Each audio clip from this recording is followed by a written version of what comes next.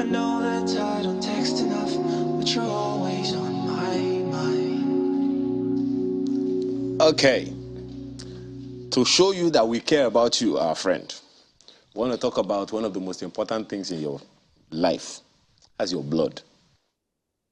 You know the way I talk about blood? In an organization, the admin department is the bloodstream. Because you don't see them.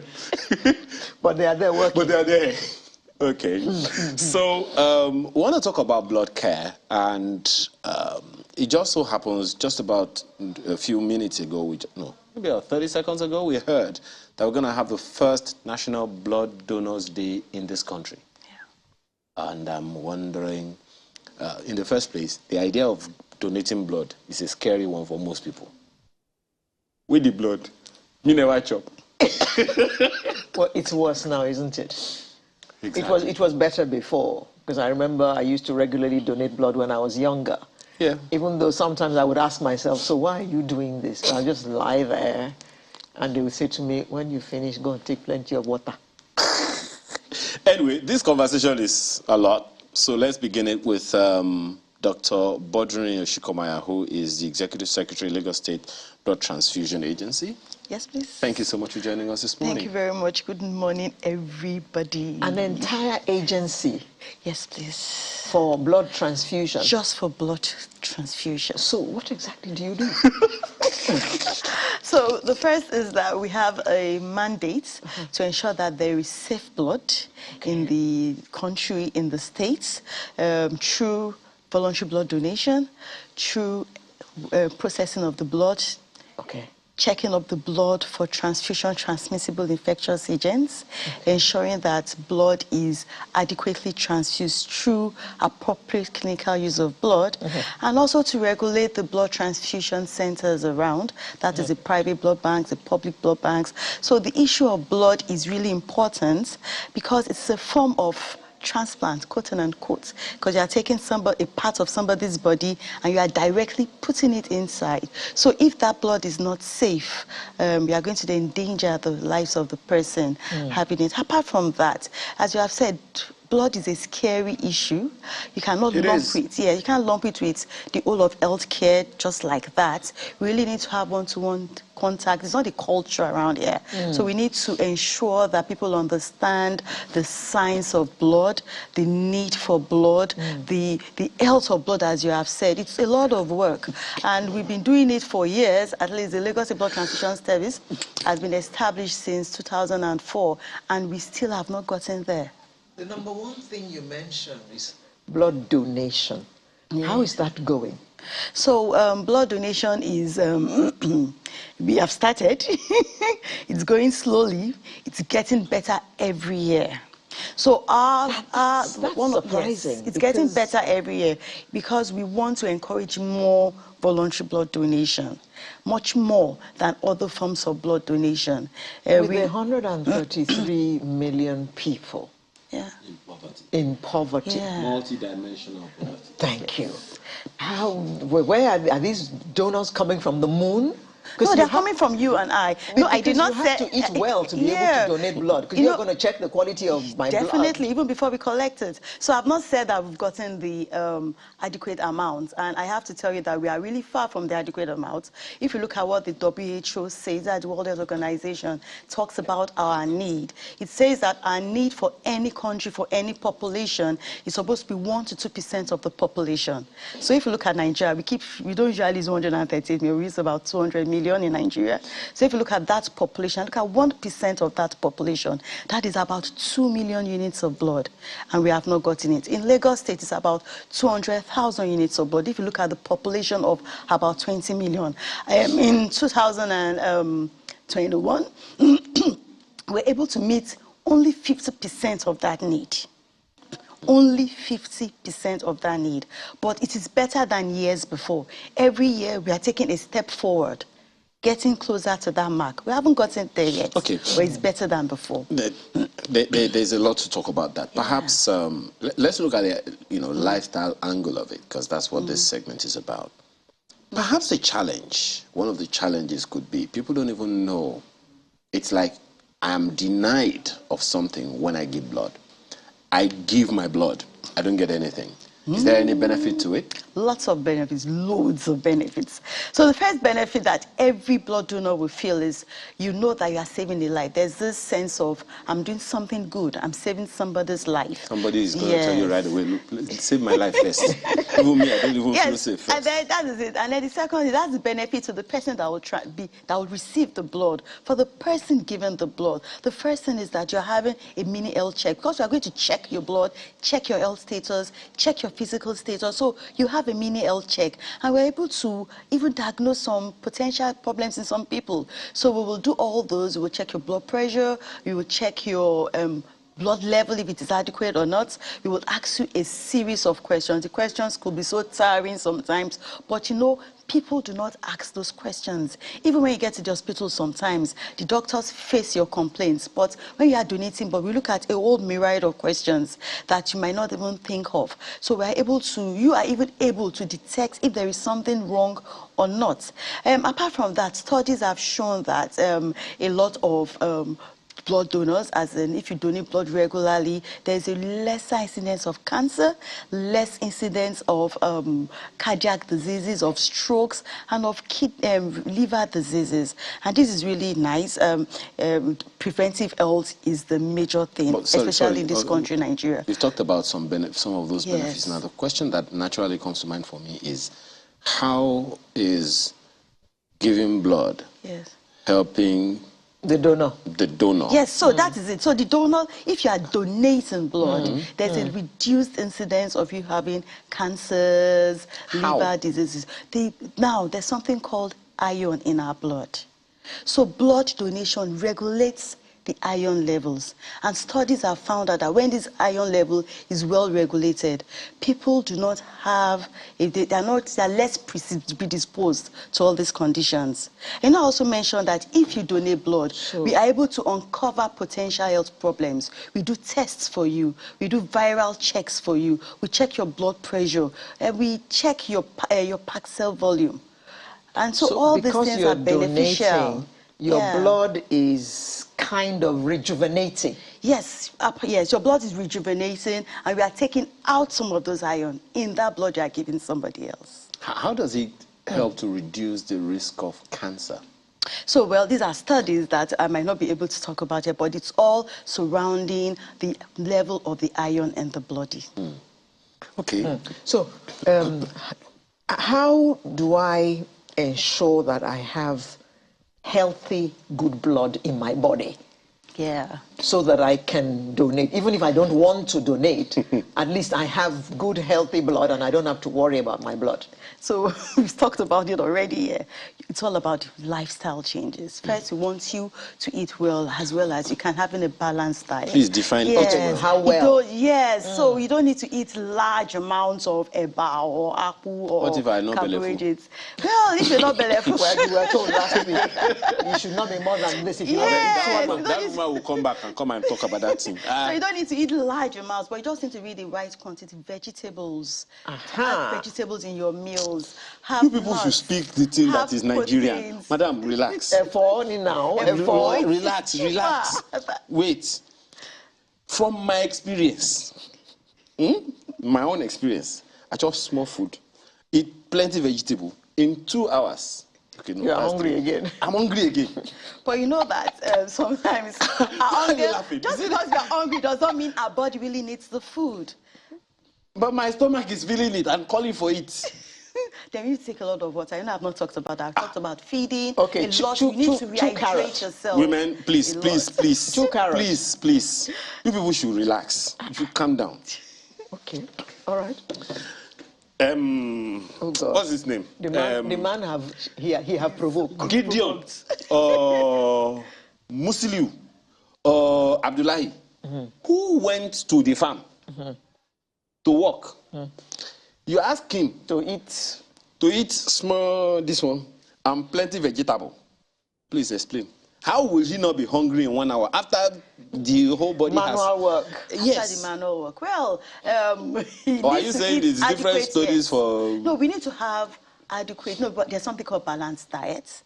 Understand? So if he's even going to eat a little bit more, we need him to have adequate amounts of vegetables and proteins. And instead of going for all the comos all the time, you can say, oh, give me a bit of como, but please put kidney inside. Madam, do you have please don't touch that fossil in your No, it's they buy all these things. Please don't touch They that. are all as Please. Don't touch that. we put all the so you have a little bit pomo. of the pomo. Don't take only pomo in That's roundabout. No, yes, all those ones. We have English, the kidneys, the liver, internal, yes. all those internal affairs. all those all in the body. So you know, you need to balance it. Don't take too much of one. Put a little of this, a little of that, a little of that, and then you can have that balanced diet. And above all, you need to rehydrate yourself a lot. So rehydrate yourself, and then take a lot of rest. The body works better when you rehydrate it and you take a lot of rest too. Madam, there are a number of people who are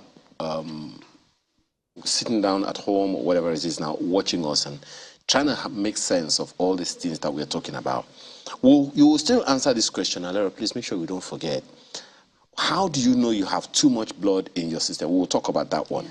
But in terms of eating healthy and building up good blood in your system, you have talked about the things that people need to do. What are the things that you know as a medical practitioner, as a doctor, that people do that endangers their blood, that they don't know? They've done it for so many years.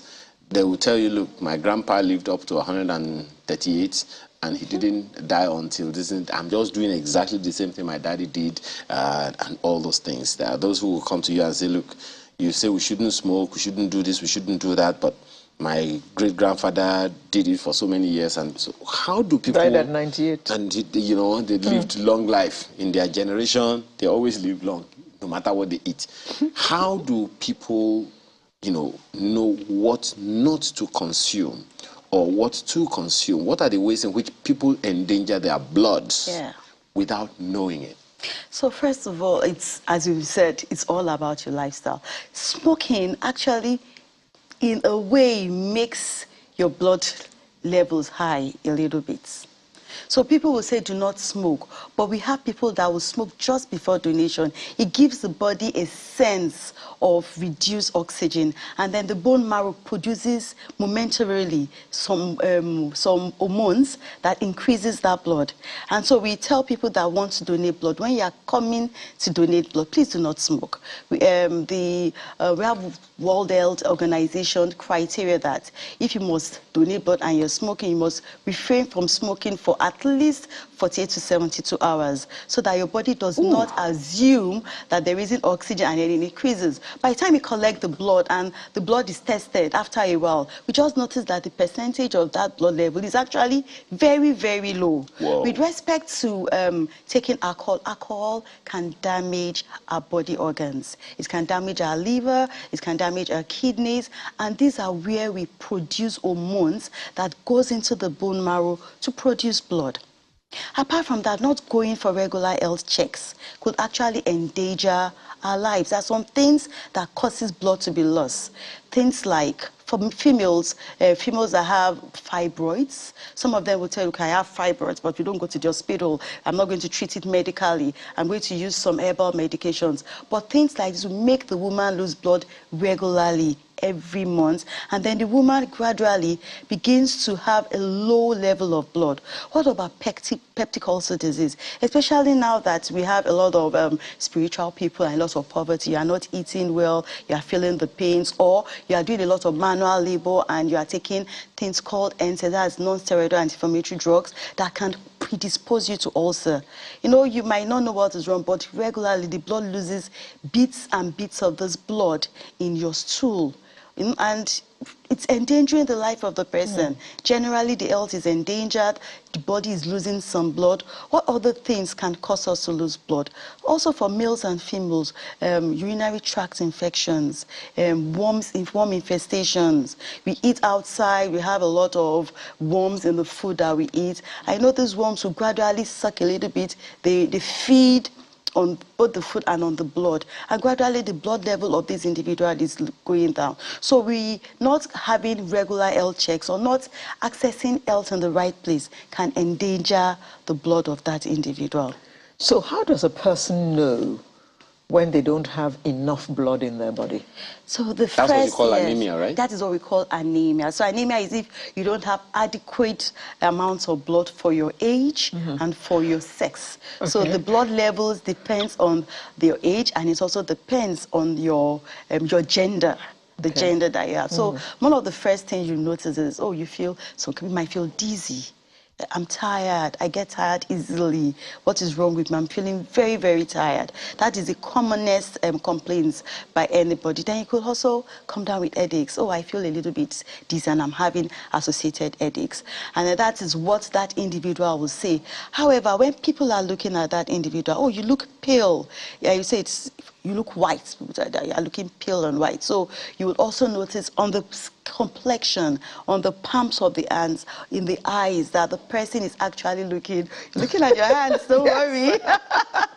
Yes, you look pale. So those are the commonest symptoms that we notice, the commonest signs that are noticed from the person that does not have adequate blood. Also, and the other angle, for people that have excess amounts of blood, they will also come and tell you that, well, I'm having headache, I'm having some sounds in my ears. Some people complain of that. Some will tell you that, oh, there's something called pleuria, your body is very red, and you're like, why is my body very red? It might just be excess blood in the system, which is also... What causes excess blood in your system? Well, first of all, the name is polycythemia. It could be due to many things. It could be due to an illness called polycythemia rubra. It is an illness. The body genetic system malfunctions and it begins to produce red cells, that's blood, even when it is enough. It might also be due to acts that we do, as in our activities like smoking, anything that reduces your oxygen in the body.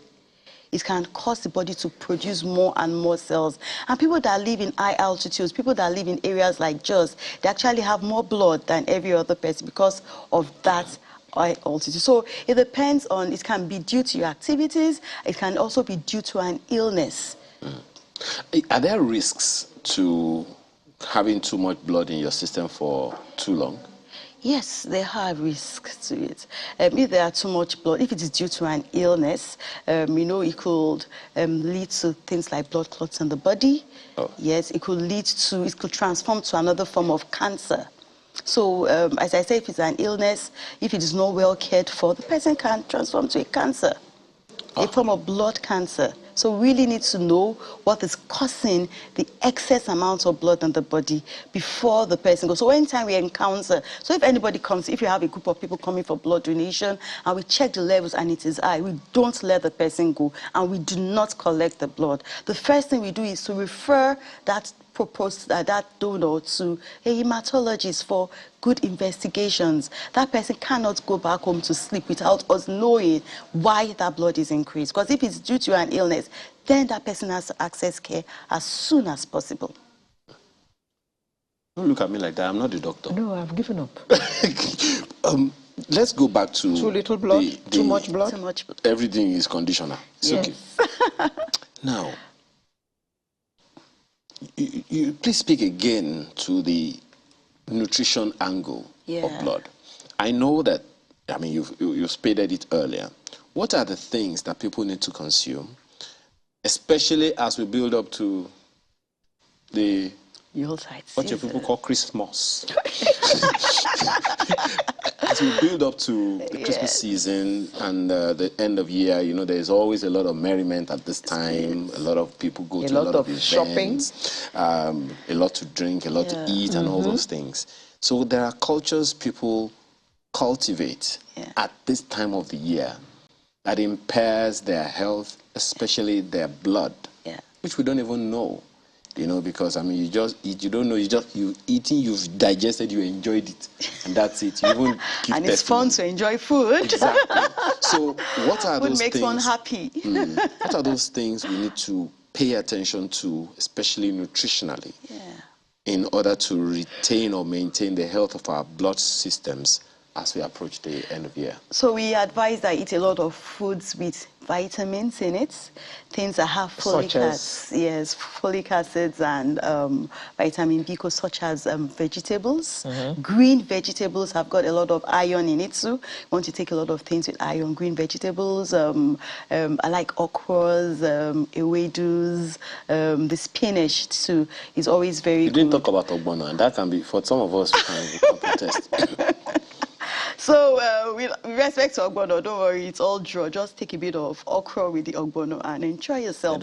So are you saying there's no nutrient at all in ogbono? No, I'm not saying that. I'm not saying that. Better. I'm just saying that Don't say it too. there must be some nutrients in it, but it doesn't have that, might not have as much iron compared to other vegetables like okra. Okay. And then we want to take a lot of fruits. Fruits have vitamins in it. Vitamin C's helps the body to absorb nutrients that your body needs to form blood. So take fruits that have citruses are beautiful. Take the cucumbers, it's green, it has a lot of nutrients in it, it has fluids in it, it has a lot of water that helps you to hydrate yourself. Not very popular. Yes, because it's not sweet. Because it's tasteless. Yes, tasteless, yes, you got it right. Come on. Yeah. And then that is with respect to the vegetables and the fruits. And then what about the proteins? We want you to take foods with proteins. We want you to take proteins that have iron. So the red meat is a lot. We discourage a lot of red meat because it is said to have a lot of cholesterol in it. So but it also has a bit of iron in it. So take some of the red meats, take some of the livers, the kidneys, all of them have a high content. Internal affairs. The internal affairs, you got it right. Because it has a lot of, what do you call it in it, ions in it. So roundabout, does that have any nutrients? It's internal affairs. So all the... Does it have any nutrient? Well, what about cow leg? So, well, it must have some nutrients, but not just be the nutrients that we are talking about now. Just please don't touch pomo. Then I beg what about you. your legumes? Your legumes. We want to like make shoes beans. in Nigeria, so please leave pomo alone. Stop eating pomo. We will go to Lekki to get for you, so just be careful. We don't want us to protest. Your legumes are not hard. They've got a lot of folic acids in it and iron. So your granules, your almond nuts, your beans, and they're also your soya beans too, the normal red beans. They're also good. So if you are taking anything during this Yuletide season, you're having your rice, just put a bit of salad with it, put a bit of beans with it, and you will definitely enjoy that meal. Let me ask you to counsel us about people remembering their health when they eat, because many just want to fill their tummy. I mean, it's something we all know. Why are you laughing? People just want to eat, just want to fill their tummy. Meanwhile, there is a need for us to pay attention to some stuff. I asked that question because, just as you said, there are people who have maybe some blood disorders that they're not even aware of. Yeah. What can people consume now to at least try to begin to address some of those medical blood conditions that they have, which they may not be aware of? Well, if you have a blood condition, really, feeding itself might not be the priority. You need to get to the hospital for regular health checks. If you do not check, you might not know until a disastrous or drastic thing happens, and then you need to be rushed to the hospital. So feeding is one thing. The health condition in blood is another thing. So with respect to food and health, and it's usually with people who have sickle cell disease that comes to mind now, because you don't want them to have too much iron in their system. So we advise them, don't take iron preparations, don't take too much iron in your meals.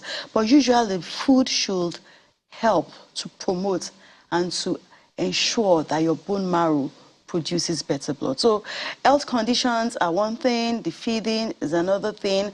You need to see a doctor regularly to be able to detect that. I know you come for a blood donation. You can donate blood 3 or 4 times a year. Even though you are not seeing a doctor, you are answering some questions that can help us discover this blood disorders. Yes. Up until what age can you donate blood 3 times a year? So you can donate blood from the age of 18 to the age of 60 years old, regularly 3 to 4 times a year. So when are you going to donate? It's coming very soon. Don't forget, I'm not the guest. She's the guest. So I am with you asking questions for now. It's coming very soon. Okay. Full dodger. Okay. So, you know Yeah. that generally the idea of donating blood voluntarily by people It's not appealing. No. Yeah. I'd like you to please, perhaps in the spirit of the National Blood Donation Day, tell us again what people stand to benefit, poverty or not. Because there are those who would wonder, look, I'm already a poor man. I cannot have enough blood in my system. Is it possible for them to have more blood? Yes, it's possible. And with that question, when I'm faced with that question, what I tell the donor is, we won't even collect your blood without checking.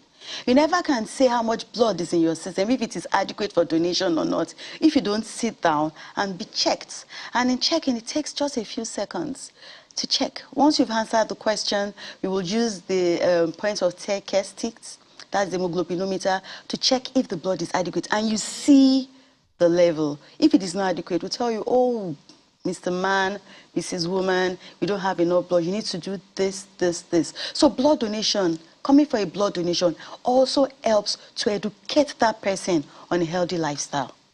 And we tell, if it is not adequate, we tell you, we cannot collect now. Can you do this in the past next weeks? Sometimes we give hematinics to that person if the person is healthy. That's blood drugs, blood promoting drugs. We give some of them that. And we tell them to come back in 3 to 6 months, where we'll check again to know if it is adequate. But if it is too much, as I said, it is a form of, we refer them to the hospital. So if we notice anything, even if the blood is adequate, and we notice something in the blood donation questionnaire field, that there is something odd there, we won't collect. We will refer you to the healthcare giver, physician, for you to be well assessed. I remember once upon a time, I think it was specific hospitals or something, they were paying people to donate blood. I don't know how that went. Of course, some people who were not adequate were turning up to donate blood and probably being turned back that their blood was not adequate, but they needed the small change that they were going to get. So does that happen often, that blood banks offer some kind of... hospitals naturally might not, but there are a lot of, because of poverty, as you said, everybody wants something, and some people just want gifts. There is a group of people called commercial blood donors. They donate for a fee, and we do not encourage it. We are, the Lagos State Blood Transfusion Service, the National Blood Service Commission, have zero tolerance to commercial donors. First of all, once you are a commercial donor, you lie to donate blood. You don't speak the truth. You might do things to ensure that the blood level is momentarily increased. And this is not good for the person that would receive the blood. Before we collect blood, we ask the person about risk lifestyles. When was your last donation? Do you have multiple sexual partners? Do you share needles? Have you used this drug? Have you done this procedure recently? So if the person is a commercial donor, because the person wants some financial remuneration, person will lie. So we in Nigeria, we are completely against commercial donors. So what we do in Lagos State is that those that do, we have a lot of stakeholder meetings with them, and we tell them, instead of giving money, have you ever tried to give maybe a carton of pasta, some food stuff? Some of them will claim, I want to use this money for food. You can as well just give them the food stuff. So, because sometimes we don't know what happens to this money. So we have a project that helps convert commercial donors to voluntary donors. Madam, you people use this thing to check blood pressure, Abby? We don't use this one to check blood pressure. Or you use something like this? We use something like that to check blood pressure. Now, how important is this blood donation stuff, this blood checking, blood pressure checking stuff to blood donation? Well, we want to check if there's a high blood pressure or there's a low blood pressure. Your blood pressure is a pointer to the health of that person, to the cardiac state of that individual. So if the blood pressure is high, we know there's something wrong with the heart. Even when it is low, begin to ask what is the problem. We cannot take blood from anybody that has a high blood pressure or a low blood pressure. It could cause the person to lose consciousness. It could endanger the life of the person and even lead the person to death. So what if that person has too much blood in the system and he has, or he or she has high blood pressure or low blood pressure? We can't even collect from the person. If there's too much blood in the system, if the blood pressure is high, if it is low, especially when it's untreated, we do not touch the person. But you also said now that donating blood helps with blood pressure. Yes, it helps with blood pressure because once you're a regular donor, it helps to stabilize your blood pressure. So if you come to us and you want to donate blood and your blood pressure is high, what do? We refer you for health care. You go and see your doctors. We won't collect from you. So if the person is certified okay, yes, to donate blood, with the high blood pressure, we will not collect because that blood pressure, we cannot collect blood from somebody that has a high blood pressure. You need to get care. You need to be treated. Madam, may I go her village? But I say I don't want to collect because you medical practitioners, informed us not too long ago that there are about 70 million Nigerians living with blood pressure conditions in their body. Now, you said you need about 20 million Nigerians. 2 million Nigerians. 2 million Nigerians to donate blood. 2 million regularly. Nigerians to donate blood. And you have 70 million living with blood pressure issues. You have 133 million living with poverty, multi-dimensional poverty. So, madam, when I want to get on. So, if you are well managed and you are being treated for your blood pressure, and your blood pressure is stable, steady, we do collect blood. But if your blood pressure is high, I wouldn't collect blood on someone and then the person collapses and dies. You wouldn't want you to help somebody and in the long run we are rushing to help you. There are lots of people that can donate blood, that are eligible to donate blood, despite the people with high blood pressure, despite the people that are living in poverty. Okay. What role do you see corporate organizations playing in this? Well, corporate organizations are awesome. They are already playing that role. So the first role is for them to have corporate social responsibilities.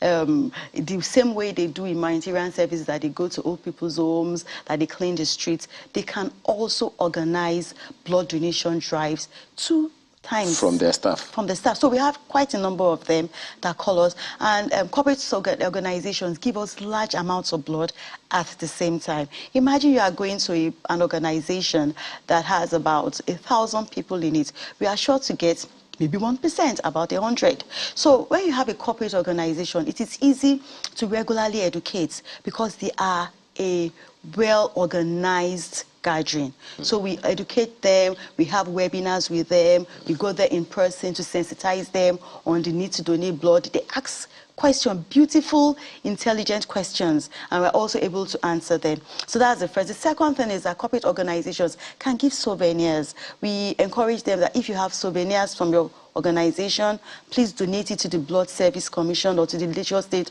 Blood Transfusion Service. So that when any other person donates blood, we will give it to them. Even though I'm giving something freely, I also want to have a good memo. I want to remember that day. So those souvenirs does not pay for the blood, but it makes you remember that act of life, that life-saving act that you have done. So the third thing is we encourage corporate organizations to also spread their wings for us. They have other organizations that are related to them, that do things with them. Oh, you have done this. Do you have other organizations that are also willing to donate blood voluntarily? And the last thing, we encourage them to also be advocates. Advocacy and sensitization for blood donation is really, really poor. So organizations are encouraged. How can you help be an advocate or help to sensitize for blood? Publicities. When you are doing publicities, just give us 1 or 2 lines, donate blood, save lives. It goes a long way, it goes far, and it helps a lot. Well, maybe that charity has to begin from the home of Lagos State government, but let me It's happening already. Let me ask you this. Yes. And I know, you are domiciled in Lagos and you reside with the Lagos State Blood Transfusion Committee, but if you can look at it on a national scale, maybe for a moment or two, do you see peculiarities in any region of Nigeria? I know that you may not want to speak about it, but you're a professional, first of all, Yeah. before you are in Lagos. So speak professionally.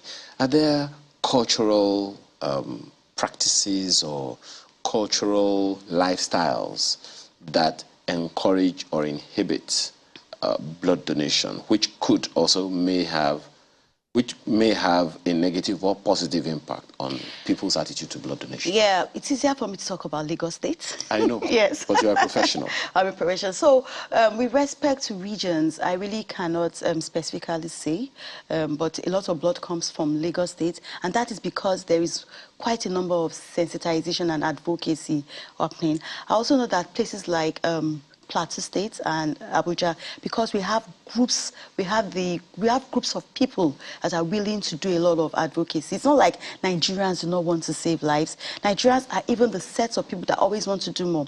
But you know, the advocacy and the sensitization for this could be poor. So it's regions where we have a higher advocacy and sensitization rate, those regions donate more blood. With respect to cultural practices, I think I'll just go on to religion. In Lagos, we have quite a number of Muslims donating blood. They do more blood donation than the other religions that we have here. And it's because there's a part of the Quran that encourages that, okay, if you cannot give physical items, but you can give something from your body to them. And so it encourages a lot of them to donate blood. And with respect to Christians, we always quote something in Christianity that the life of the body is in the blood. And so we'll go to them and say, can you please, the life of the body is the blood, Christ died for us on the cross of Calvary. You know, we try to relate the acts in the Bible to the act of donation. It is beginning to yield a lot of fruits in the Christian setting. Okay. I'll still talk about this Christmas season. Yes. There's going to be a lot of chicken.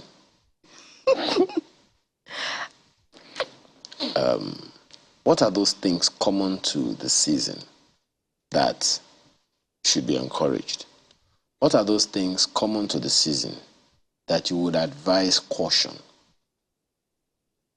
I'm going to bullet this into two.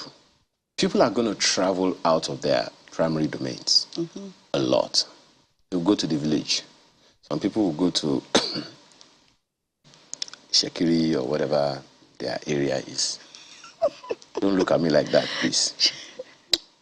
What are the things that you would ask that they pay attention to and encourage? What are practices that you would ask and caution that they should discourage? Well, with respect to health, eat well, eat right, and eat regularly. Don't binge drink. Don't binge drink. That's a tall order right there. Don't binge drink. And just try to do exercises, especially those going to the village. Look, I really wish I could go there now. Rests. Please take adequate rests. Rest well, rehydrate yourself very well, and do a bit of exercises.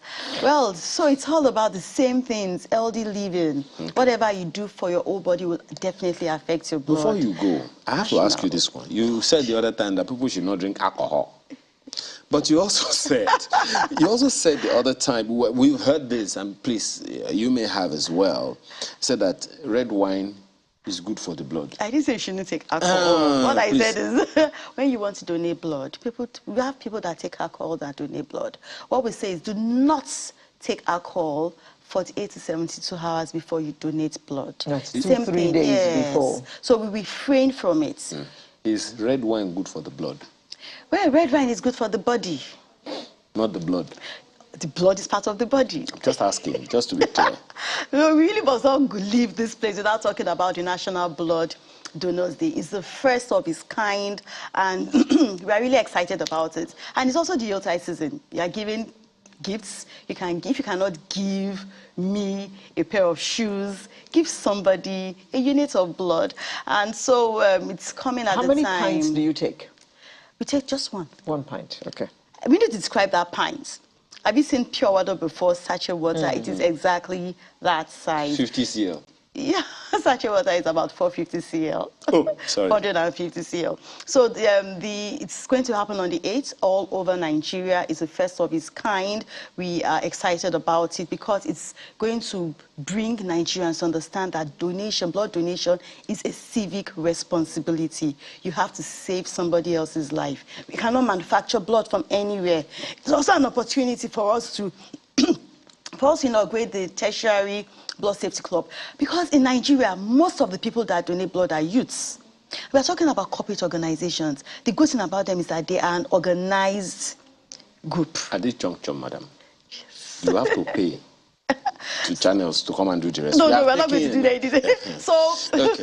just join. Well, we have to thank you very much for being here this morning. Please. And it's been quite educational, but because many people didn't know that giving blood is they have health benefits.